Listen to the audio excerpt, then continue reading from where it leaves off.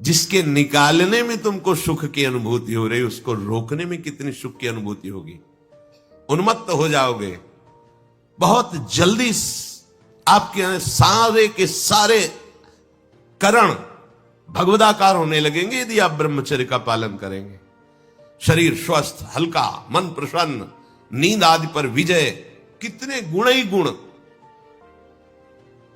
और ब्रह्मचर्यहीन आलस्य, प्रमाद, भोगों का चिंतन, मन का डिप्रेशन में पहुंचना, कमर में दर्द, टांगों में दर्द, सर में दर्द, घबराहट होना, बिना किसी कारण के मन भयभीत हो रहा है, भोजन अपच हो रहा है, बिना किसी प्रक्रिया के वीरनाश हो रहा है, बिना किसी प्रक्रिया के। काहे को मृत्यु स्वयं स्वीकार कर रहे हो। ये मृत्यु है कि इस भोग वृत्ति को साक्षात मृत्यु रूप देखो। ये मृत्यु है तुम्हारी। कितने दिन शरीर रहेगा, कितने दिन भोग रहेंगे। विचारवान बनो। ब्रह्मचर्यम चरंती, ब्रह्मचर्य का पालन करो। उपासक जो ब्रह्मचारी होता है उसका खिला हुआ चेहरा रहता है, जैसे कमल खिला हुआ, बिना किसी कारण के उसकी मुख मुद्रा में प्रसन्नता होती है। जो ब्रह्मचर्यहीन होता है बुझा हुआ चेहरा होता है, तेजहीन, बिना किसी कारण के वो शोकग्रस्त लगता है। बैठा है, आपको लग रहा है शांत है, लेकिन आप चेहरे को देखो, वो एक शोकग्रस्त है, कुम्हलाया हुआ चेहरा, अशांत चेहरा। जैसे आग में पैर रखते हुए कोई चले तो कैसे चलेगा, ऐसे ही ब्रह्मचारी की पहचान है।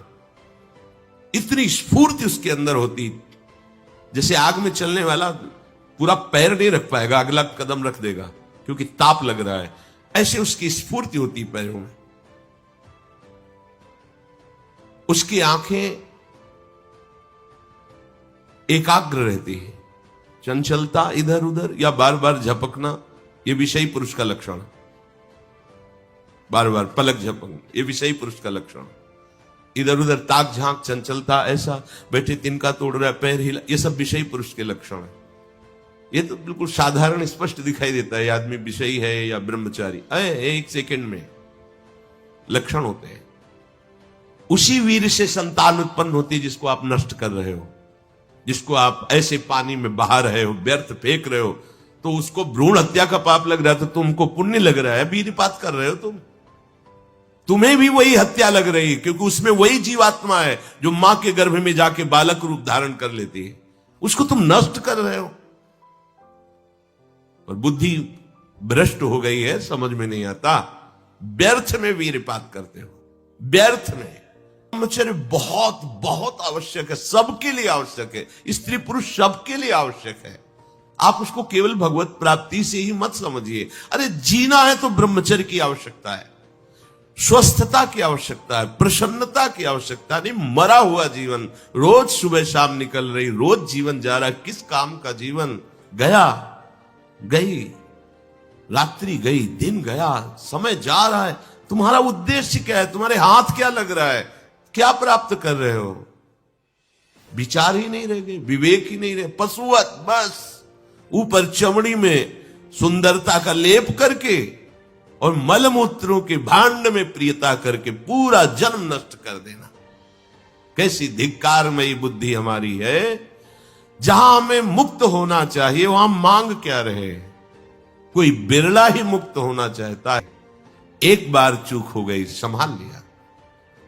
भगवान उस चूक को चूक ही नहीं मानते हैं जो संभाल ली जाए। जो बार बार पुनरावृत्ति की जाती है वो अपराध है, वो दंड है, उसको भोगना पड़ेगा। कोई और दंड नहीं देगा, वही क्रिया, वही चेष्टा तुम्हें जला देगी, तुम्हें अशांत कर देगी। एक क्षण की चेष्टा पूरे जीवन भर के लिए तुम्हें जलन पैदा कर सकती, पूरे जीवन। एक चेष्टा तुम्हें विमुख कर सकती है, पूरा जीवन बर्बाद कर सकती है। ये बहुत खास बात है, बैठा लीजिए आप सब। ब्रह्मचर्य की अत्यंत आवश्यकता है।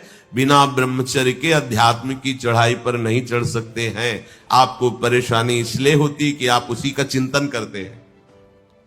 चिंतन छोड़ दीजिए, अभ्यास के द्वारा ऐसा चिंतन कीजिए। ऊपर प्रभु ने वर्णन किया, अभ्यास योग युक्तेन चेतसा नान्यगामिना, अपने चित्त को प्रभु के नाम रूप में लगाइए। भोगों का चिंतन ही ना हो तो कोई परेशानी नहीं भोग त्यागने में। भोग त्यागने में इसलिए परेशानी है कि हमारा भोग चिंतन मुझे चैन से नहीं रहने देता। अंदर से देखिए, कोई भी भोग क्रिया होने के पहले उस भोग में तदात्म होता है और चिंतन होता है। क्रिया बाद में होती है, सब कार्य पहले हो जाता है चिंतन के द्वारा। अब चिंतन के द्वारा उससे जो सुखानुभूति हो रही, अब वो क्रिया में सुखानुभूति प्राप्त करना चाहता, वो है नहीं। श्री भगवान कह रहे, जब वो ब्रह्मचर्य से भगवत प्राप्ति की इच्छा करके चित्त से निरंतर मेरा चिंतन करता है तो इंद्रियां शांत हो जाती है।